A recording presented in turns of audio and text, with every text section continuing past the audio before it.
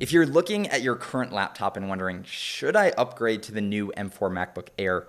This is the video for you. Today, we're going to break down the performance improvements of the M4 Air compared to a ton of different models and quantify it so you can gauge how much of a performance improvement would I actually see if I decided to upgrade. So instead of going out last Friday, I pulled the performance data for a bunch of different laptops because I care about you guys. My benchmark is, where is there a 70% improvement or more from an older model in terms of performance, CPU, GPU, and overall usability in terms of things like screen or ports. But I'll give you a bunch of different ranges too. So if you want to wait until the latest model is 200% better than your current laptop, you can do that as well. It's not my job to tell you when to upgrade. I'm just giving you the data so you can make the right decision. And obviously, these are all estimates and depend on things like how well you've upkept your laptop. But at our company, Upgraded, we spend a ton of time working with computers. So we actually have a pretty good idea of how the data factors out in the real world. To kick it off, we'll look at the MacBook Pro M1 from 2020. And note that for all of these, I am comparing to the base model M4 Air. Because if the base model is already an improvement, then any upgrades you get on top of that are just going to make it even better.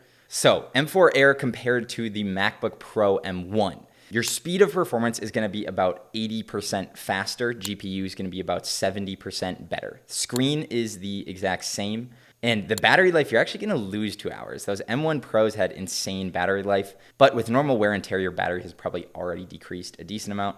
So it's not going to be too different. Port-wise, it still has 2 Thunderbolt ports. They are going to be Thunderbolt 4 instead of Thunderbolt 3 like the M1. To most people, honestly, that's not going to make a huge difference, but it does actually transfer data quicker. So if that matters to you, keep that in mind. It can, however, support an additional monitor. So if you're using 2 external monitors, this is going to be better. It also has MagSafe charging. Personally, that's not a huge deal to me. It's not that hard to plug something in, but it is kind of cool. And then weight, it's going to be 11% lighter. It's 0.3 pounds less. So if you just want the summary of that, it's going to be about 70% better, at least in the way that most people use it. Then I'm adding in here if you include wear and tear. Suppose you bought the M1 Pro when it came out in 2020. You've been using it for 4 years since then. Then with that, we can expect that it's deteriorated, say, another 25%. So your overall improvement to the new M4 Air is going to be about 95%. Next up, we're jumping to one that isn't an Apple computer because I want to show this for anyone who's thinking of switching as well. So we're going to look at the Lenovo Slim Pro 9i. This is a pretty good computer. So speed, we're looking at about 30% faster, GPU 20% better. The screen is going to get a little bit brighter and have better color performance. So if that matters to you, keep that in mind. Battery life is a huge upgrade. You're getting an additional 10 hours, call it 11 with wear and tear. It has the same ports, but again, these are Thunderbolt 4, which is the case for all of these. It's just the newest version. Again, that doesn't really matter much. And then weight-wise, it is a whole pound lighter, minus 27%. I'm going to give this an overall score of 40% improvement. If you include wear and tear, it goes up an additional 10 to 50%. But the Lenovo Slim isn't super old, so if you've been using it for a while, it should still be okay. If you want my recommendation, if you have something like the Lenovo Slim Pro, you're not going to get that much better of performance, but if you can resell that laptop and get something like $1,000 back, which is what a lot of these are going for right now on eBay, then it's practically free to upgrade to the MacBook Air. So if you can resell it, then it genuinely is a good deal. Otherwise, not really. Okay, we've got 2 more models to go here, but I quick want to talk about a few things that you should factor in when you're considering an upgrade. So the first, you guys have probably already seen this, is the resale value or the trade-in value. You can check this on eBay, or there's a ton of different sites where you can resell laptops. If you have an Apple laptop, they have a trade-in program specifically for you, and you can check out how much your device is worth on apple.com. Second is your current workload. People who are going to see the biggest performance jumps are those who are really pushing the limits of your current device.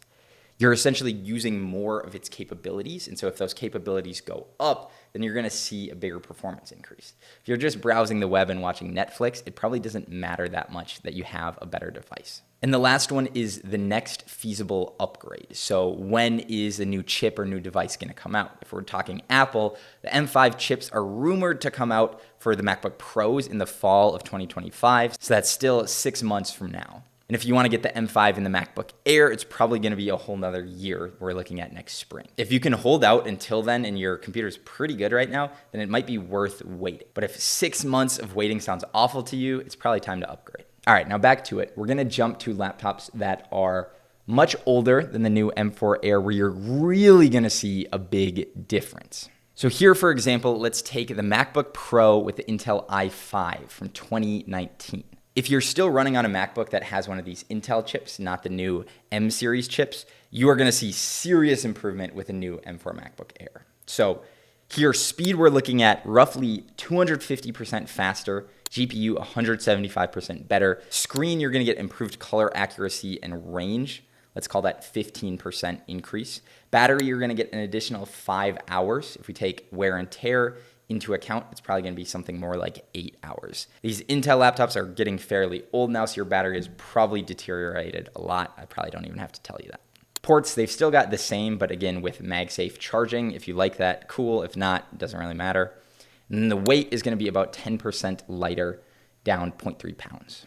So overall score comes out to around 220% better. If you include wear and tear, these things, again, are getting pretty old. It's almost 300%.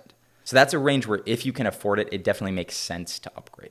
Now let's go to the other side of the spectrum, something where I'd say for most people, it doesn't really make sense to upgrade. If you have the MacBook Air M2 or even M3, we're going to talk about the M2 here. Here, your speed is looking at 35 to 45% faster, GPU about 25% better.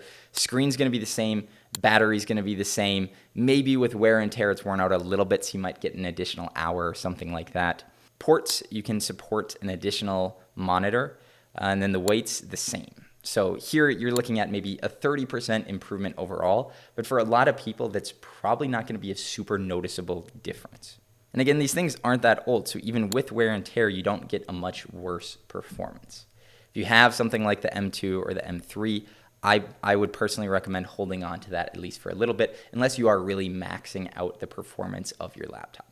Now you should have a range of different laptops and the performance improvements you could see by upgrading. Even if I didn't mention your exact laptop specifically, you can kind of triangulate where in that range you fall and then deduce how much of a performance improvement you'll see.